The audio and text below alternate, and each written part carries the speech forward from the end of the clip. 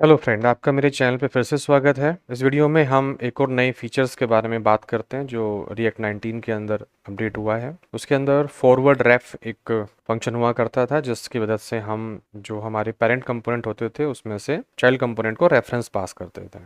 तो कैसे करते थे पहले वो देख लेते हैं और क्या चेंजेस आए हैं वो देख लेते हैं। तो एक कंपोनेंट बनाते हैं यहाँ पे और इस कंपोनेंट का नाम रख देते हैं फॉरवर्ड रेफ एग्जाम्पल डॉट JSX। पहले फॉरवर्ड रेफ हुआ करता था, तो यहाँ पे RFC करता है, तो इसको हटा देते हैं फिलहाल के लिए। तो यहाँ पे जो फॉरवर्ड रेफ है इसका एग्जांपल देखते हैं, तो इसको कॉल करा लेते हैं यहाँ पे। तो यहाँ पे करते हैं फॉरवर्ड रेफ कंपोनेंट, इसको कॉल कर लेते हैं। तो यहाँ पे क्या होता था कि सपोज करो कि मैं इस फॉरवर्ड रेफ के अंदर एक फॉर्म बनाता हूँ जिसको मुझे कंट्रोल करना होगा रेफरेंस वगैरह से। तो इसके लिए मैं यहाँ पे एक फॉर्म बनाता हूँ डेमो के रूप में, और यहाँ पे इनपुट जो टाइप है उसको टेक्स्ट कर देते हैं और इसका एक रेफ बनाते हैं जिसमें हम यहाँ पे रेफ पास करेंगे।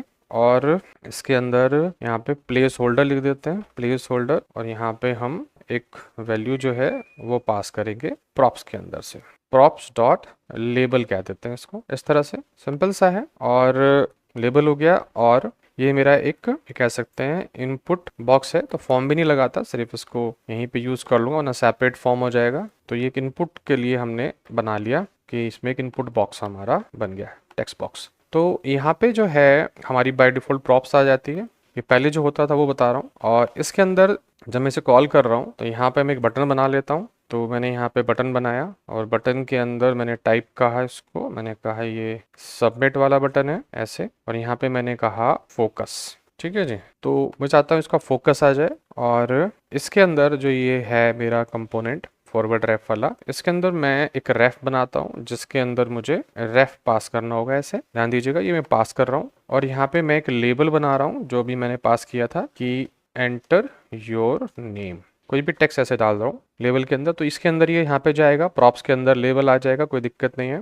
प्रॉप्स के अंदर लेबल आ जाएगा, यहाँ पे LABLE लेबल आ जाएगा। और ये लेबल मेरा यहाँ पे है फॉरवर्ड रेफ प्रॉप्स लेबल आ गया। ये जो प्रॉब्लम डेटा टाइप वाली आ रही है ये थोड़ी सी अलग प्रॉब्लम है, इसको अलग से देखेंगे। तो ये लेबल यहाँ पे आ जाएगा। और उसके बाद ये जो रेफ है उसके लिए मेरे पास एक हुक होता है, तो मैंने यहाँ पे कॉन्स्ट किया, रेफ किया, और इसको हमने कहा यूज रेफ हुक, और इसको हमने यहाँ पे पास कर दिया। अब देखो यहाँ से जो रेफरेंस है वो इसके अंदर जा रहा है और इस रेफरेंस को हमें यहाँ पे इस वाले कंपोनेंट के अंदर रीड करना है। तो जो प्रॉप्स डॉट रेफ करूंगा तो चलेगा नहीं, चलना तो ऐसे ही चाहिए, बट ये ऐसे चलेगा नहीं क्योंकि यहाँ पे रेफरेंस पास नहीं होता है ऐसे। तो पहले वाले ज़माने में क्या होता था, मतलब पहले रिएक्ट वाले में क्या होता था 19 से पहले, यहाँ पे लिखते थे हम फॉरवर्ड रेफ इस तरह से, और इसके अंदर हम ऐसे फंक्शन पास करते थे ये इस तरह से।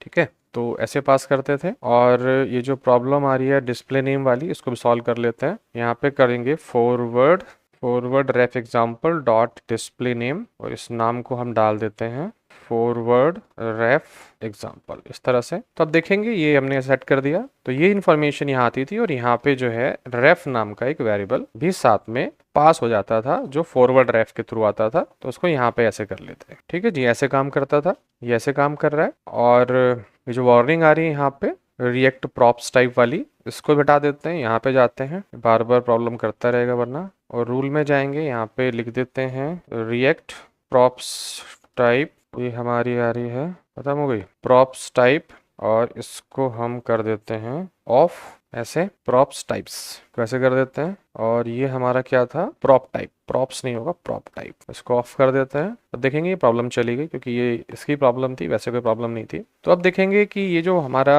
रेफरेंस हमने पास किया यहाँ पे, तो ये यहीं से कंट्रोल हो जाएगा। तो इसके लिए हम ऑन क्लिक एक बना देते हैं, ऑन क्लिक एक इवेंट यहाँ पे, और यहाँ करते हैं सेट फोकस, और इस फंक्शन को बना लेते हैं यहाँ पे। तो हमने यहाँ पे कहा const set focus equal to, और यहाँ पे हम डाल देते हैं रेफ डॉट करंट डॉट, और ये हो जाएगा मेरा फोकस ऐसे। देखो हमने यहाँ पास किया, दो सेपरेट कंपोनेंट के अंदर रेफरेंस पास हो रहा था, इसकी मदद से रेफरेंस यहाँ चला गया। तो अब जब मैं इसको चलाऊंगा तो अब यहाँ क्लिक करते ही इसका रेफरेंस यहाँ पे आ जाएगा, देखो आ गया फोकस। तो ये पहले वाला था, जो पहला हमारा क्या नाम है रिएक्ट होती थी 19 से पहले वाली। जो अब वाली जो रिएक्ट है 19, क्योंकि हम 19 यूज कर रहे हैं, तो उसके अंदर ज़्यादा दिक्कत नहीं है, उसके अंदर प्रॉब्लम खत्म हो गई है वाली। ये जो रेफ हम पास कर रहे हैं उसके लिए हमें ये फॉरवर्ड रेफ यूज़ करने की ज़रूरत नहीं है, मतलब मैं इसको यहाँ से हटा देता हूँ, ये यूज़ करने की ज़रूरत नहीं है, इसके लिए ये भी यूज़ करने की ज़रूरत नहीं है। सीधा यहाँ पे हम प्रॉप्स डॉट रेफ लिखेंगे और ये जो रेफ है ये ऑटोमेटिकली यहाँ से आ जाएगा, तो इसकी भी ज़रूरत नहीं है ऐसे। ठीक है जी, इसको हटा देते हैं। तो फॉरवर्ड रेफ अब डिप्लीकेट हो चुका है, इसकी ज़रूरत नहीं पड़ेगी, मैंने दिखा दिया कैसे बनाते थे। अब इसकी जगह पे सीधा यहाँ पे आ जाएगा और आप देखेंगे कि जब मैं इसको चलाऊंगा तो कोई चेंजेस नहीं आएंगे। रिफ्रेश करते हैं, क्लिक किया और ये यहाँ पे सेट हो गया। तो पहले फॉरवर्ड रेफ की मदद से